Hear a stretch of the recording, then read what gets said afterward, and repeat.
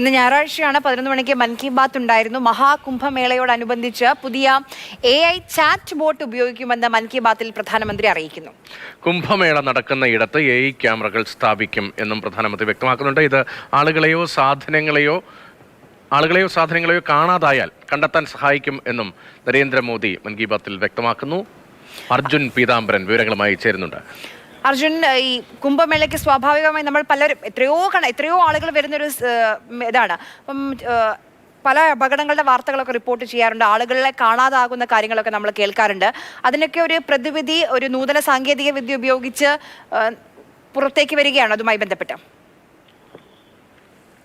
117ാമത് എപ്പിസോഡായിരുന്നു ഇന്നത്തെ ഈ മൻ കി ബാത്തിന്റെ. അതിൽ കുംഭമേളയ്ക്ക് അധികം പ്രാധാന്യം നൽകി സംസാരിക്കുകയായിരുന്നു പ്രധാനമായിട്ടും നരേന്ദ്രമോദി.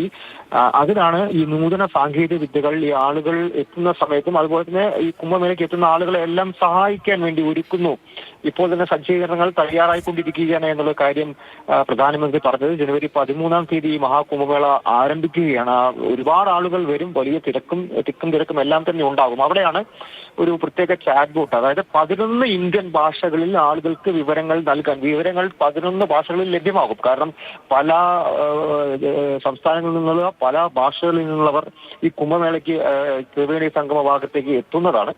അതുകൊണ്ട് തന്നെ ഒരുപാട് ഭാഷകളിൽ അവർക്ക് വേണ്ട വിവരങ്ങൾ ഈ ചാറ്റ് ബോട്ട് വഴി ലഭ്യമാകുന്നുള്ള കാര്യം പ്രധാനമായിട്ടും. പിന്നെ AI ക്യാമറകൾ ഉപയോഗിക്കുന്നു. ആ AI ക്യാമറകൾ ഉപയോഗിക്കുന്നത് ഈ ആളുകളെ കാണാതാവുകയോ ഈ ആളുകൾ മറ്റേ കുടുംബങ്ങളിൽ നിന്നും വേർപെട്ട് ചിലർ പോവുകയോ അല്ലെങ്കിൽ സാധനങ്ങൾ കാണാതാവുകയോ മോഷണം ഉണ്ടാവുകയോ ഒക്കെ ചെയ്തു കഴിഞ്ഞാൽ അതെങ്ങനെ കണ്ടെത്താം, അത് കുറച്ചുകൂടി എളുപ്പത്തിൽ കണ്ടെത്താനും കൃത്യമായി അത് ട്രേസ് ചെയ്യാനും വേണ്ടിയിട്ടുള്ള സഹായമാണ് ഈ AI ക്യാമറകൾ ഉപയോഗിച്ച് നൽകുന്നത്. ഒപ്പം തന്നെ ഡിജിറ്റൽ